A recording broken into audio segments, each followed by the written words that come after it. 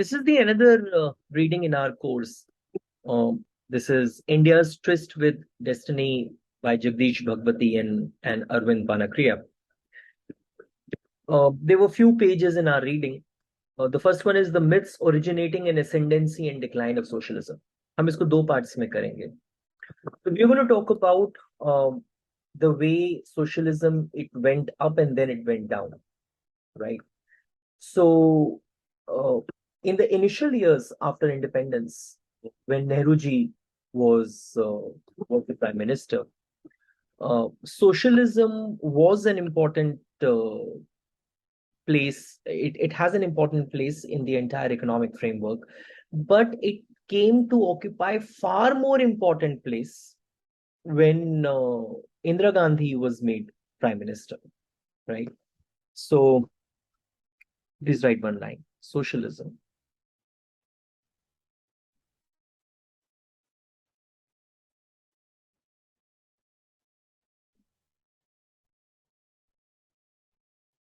came to occupy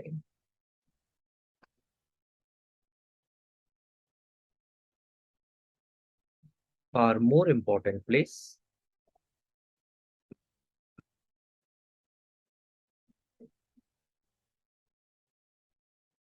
in India's policy framework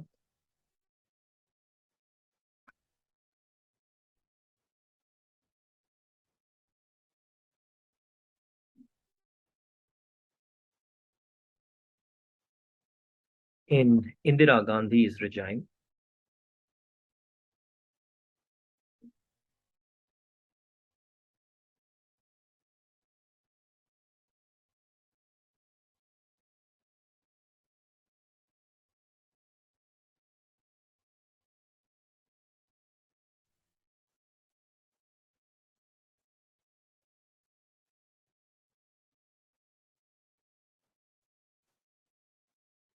then under Pandit Lalit. And she chose the path of rapid nationalization, right? And she has chosen the path of ever tightening control on the private sector. उन्होंने nationalise करे banks को, private sector को बहुत ज्यादा control और ज्यादा controls के अंदर कर दिया. हम देखेंगे किस तरह से उन्होंने और कंट्रोल में करा. और सोशलिज्म को उन्होंने बहुत ज्यादा महत्वता दी. So she chooses more radical or the rapid path of nationalization, right?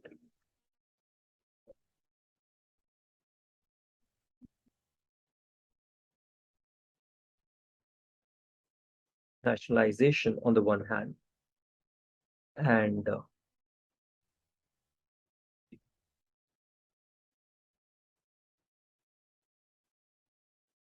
ever tightening regulation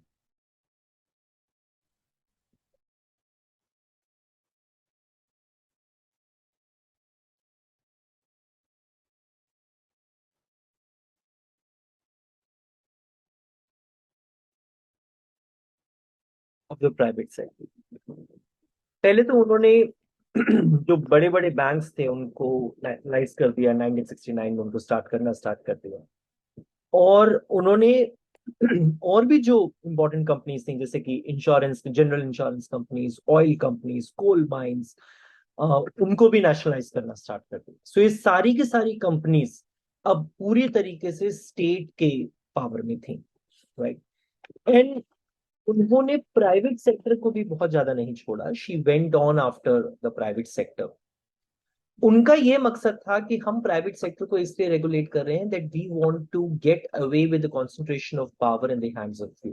that was the objective. So the main objective was objective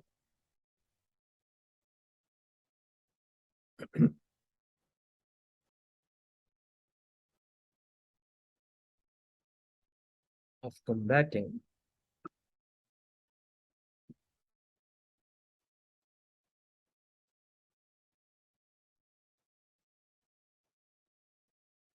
the concentration of wealth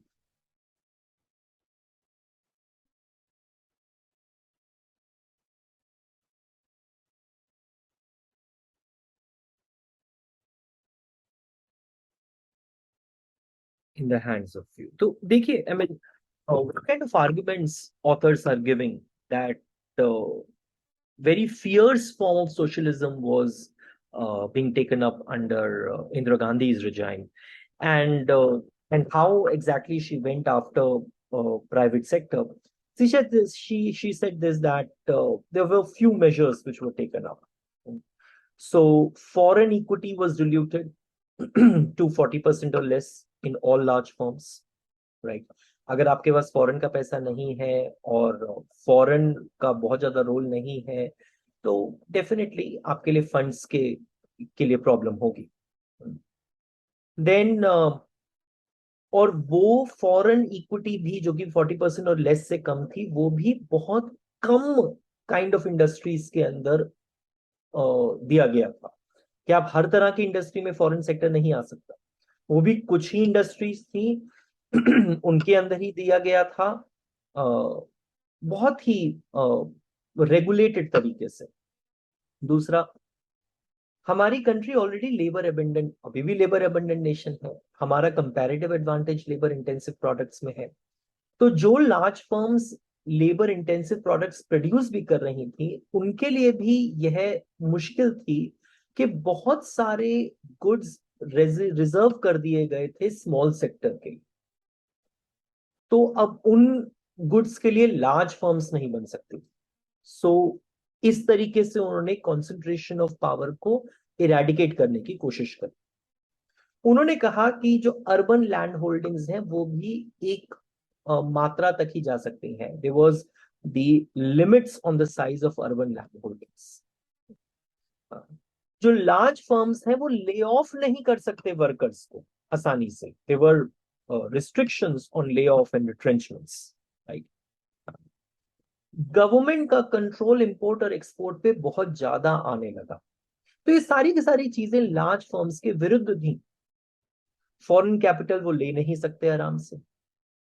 labour intensive goods को produce करने के लिए large firms large नहीं रह सकती क्योंकि वो small scale sector के लिए रिजर्व है. गवर्नमेंट की मोनोपोली इंपोर्ट और एक्सपोर्ट पे आ गई है. वो ले ऑफ भी नहीं कर सकते वर्कर्स को आसानी से, राइट?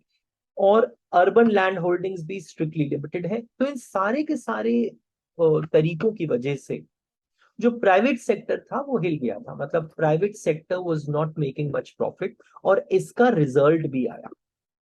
इसका रिजल्ट किस रूप में आया? इसका रिजल्ट इस रूप में आया जो पर कैपिटा इनकम थी, they were rising with only 0.3% per annum between 1965 to 75.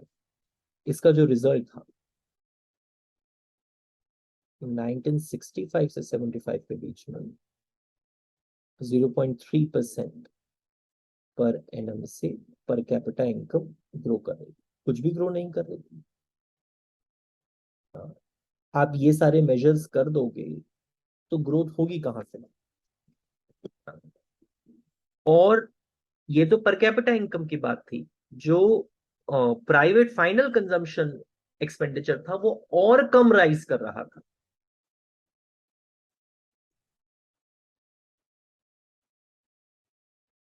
Private final consumption expenditure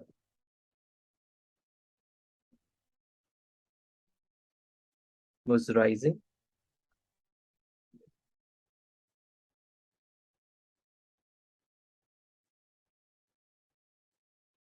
even more slowly. 1970s के मिड तक अब ये साफ हो गया था. इवन गवर्नमेंट के भी कुछ लोग जो अंदर गवर्नमेंट में काम करते थे उनको भी समझ में आ गया था कि बहुत ज्यादा कंट्रोल हो गया है. थोड़ा सा जो कंट्रोल्स हैं इनको हटाने की आवश्यकता है. There was the process of unwinding. There was the need for unwinding the system.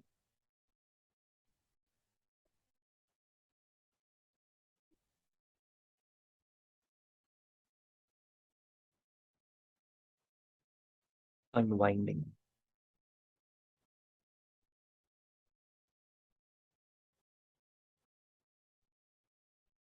Unwinding the system, right?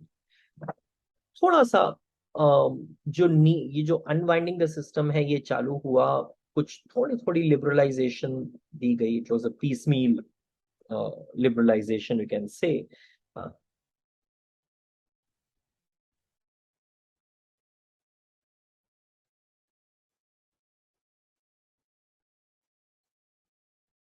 Mainly Rajiv Gandhi के टाइम पर, उनके टाइम पर फिर भी थोड़ा सा लिबरलाइजेशन हुआ। हाँ, और लेकिन ये जो भी लिबरलाइजेशन हुआ, इनके साथ साथ फिस्कल डेफिसिट भी बहुत ज्यादा।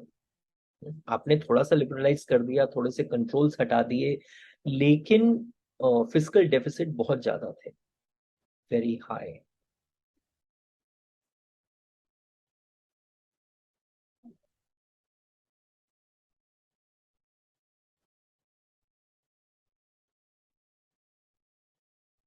Very high fiscal deficits, right. और these deficits, I mean, government is, why were these deficits there? Because the government is spending a lot, right? There were so many welfare programs and so many other things, and government was financing all this through external borrowings. जो भी expenditure government कर रही थी mainly external borrowing से आ रहा था। अब इस एक्सटर्नल बोरोविंग्स को भैया वापस भी तो करने की आवश्यकता पड़ेगी इंटरेस्ट के साथ। एक्सपोर्ट अर्निंग्स थी नहीं, तो एक्सपोर्ट अर्निंग्स क्यों नहीं थी? बिकॉज हमारी अभी भी इनवर्ड लुकिंग पॉलिसीज चल रही थी।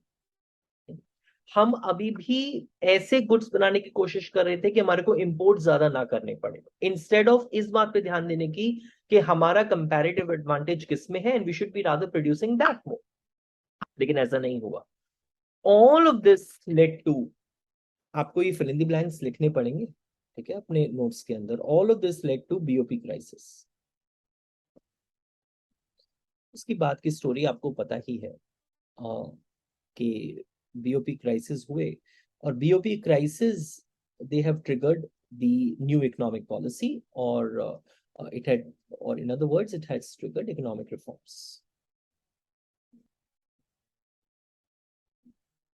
Has triggered economic reforms.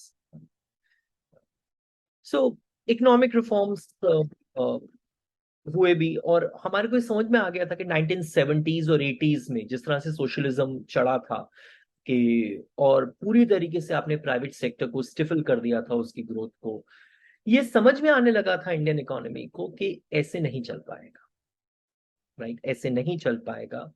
और जो कांग्रेस के या जो भी उस समय जो लीडर्स थे, उनकी उनका जो एक मंशा थी कि हम पॉवर्टी को इरेडिकेट करेंगे। आप इरेडिकेट भी तो तभी कर सकते हैं ना जब इकोनॉमी कुछ ग्रोथ कर रही हो। जब ग्रोथ ही नहीं होगी तो आप पॉवर्टी कैसे इरेडिकेट कर पाओगे? That was also the problem. So all the, I mean, all the prospects of the socialism, they had completely drowned out uh, any further growth which could have happened. So in 1970s and 80s we had a lot of socialist measures which were taken up, but all of this has led to the fall in growth, and all of this led to BOP crisis also. So हमको ये समझ में आ गया था कि अब नहीं चलेगा ऐसे। Now we have to open up, and we cannot work with only a stagnant economy which was growing at just a 0.3% per annum of the per capita income. This was very, very clear to us. And what was also clear to us, that we cannot even fulfill the objective of eradicating the poverty with the stagnant economy, right? With the stagnant economy. So unless you have a growth, you cannot have much dent on poverty which you require, right? So please write this. The lack of growth,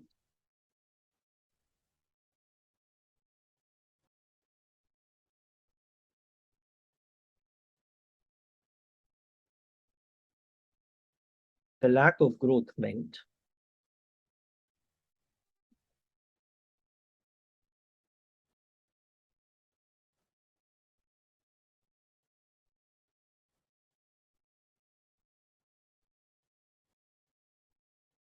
that a stagnant economy was failing.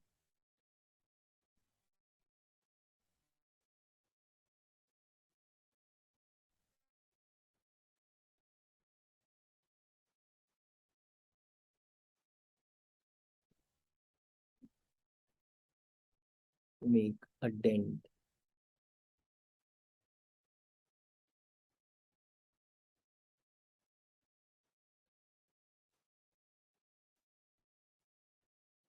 dent on poverty. Authors ये कहते हैं कि जो reforms थे वो बहुत successful रहे 1991 reforms के। इन रिफॉर्म्स ने ना ही ग्रोथ को बढ़ाया लेकिन पॉवर्टी को भी रिड्यूस करा, right? The reforms were successful.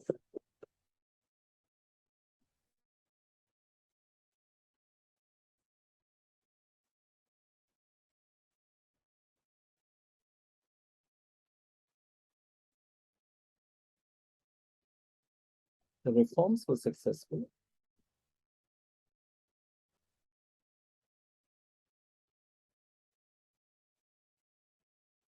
Not merely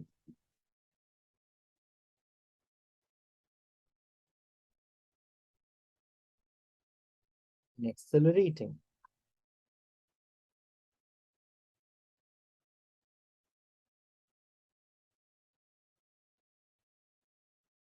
India's growth rate.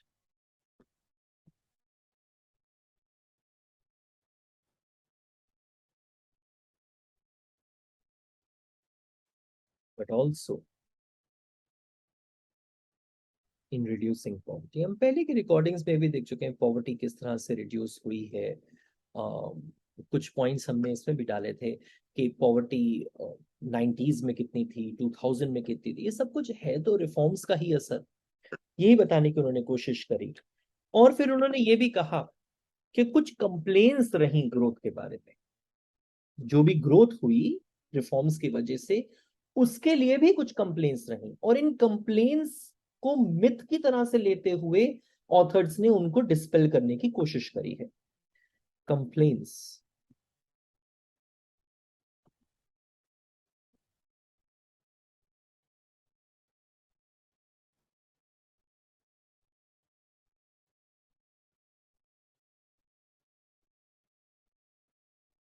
Complains about growth, कि वो जो क्रिटिक्स हैं वो ये मानते हैं कि हाँ जी ग्रोथ तो हुआ है बट कुछ चीजें नहीं हुई हैं ग्रोथ में, राइट?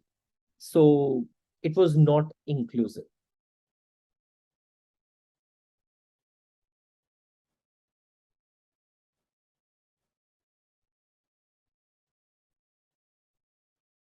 Was not inclusive. हर तरीके के, हर तबके के लोगों की तरफ ग्रोथ नहीं पहुंच पाई। जो बेनिफिट्स थे ग्रोथ के, they were not trickle down to the lowest strata of the society. कुछ शब्दों में सही भी होगा ये। हाँ। फिर उन्होंने कहा कि if you look at reforms after reforms and pre-reforms period, so after reforms inequality has risen, so reforms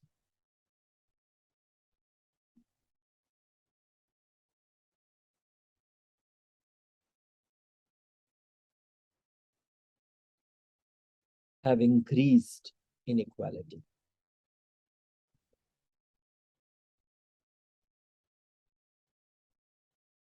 Reforms have increased inequality. और भी कुछ और कंप्लेंट्स रही कि रिफॉर्म्स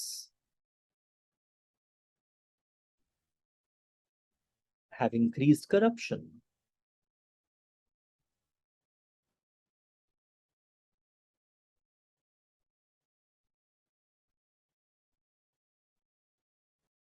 Right. And और भी कंप्लेंट रही कि रिफॉर्म्स ने इनफैक्ट जो सोशली डिसएडवांटेज्ड ग्रुप्स थे, जैसे कि schedule caste and schedule tribes, उनको हर्ट करा इंस्टेड ऑफ उनको अपलिफ्ट करने के।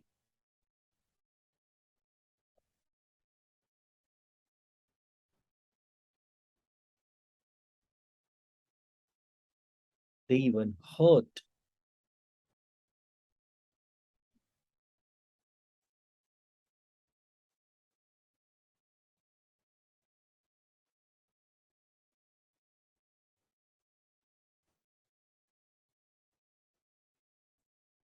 the socially disadvantaged groups.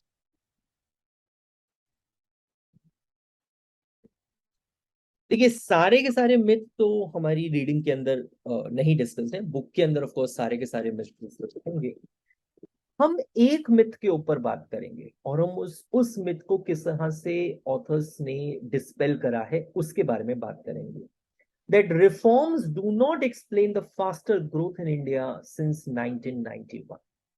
कि जो 1991 के बाद जो ग्रोथ हुई थी वो रिफॉर्म्स की वजह से नहीं थी। ये तो बिल्कुल ही बेसिक मिथ है, और इसको किस तरीके से ऑथर्स ने डिस्पेल करा है हम इसको देखेंगे। So this is what I wanted to do in this class. Thank you बेटा।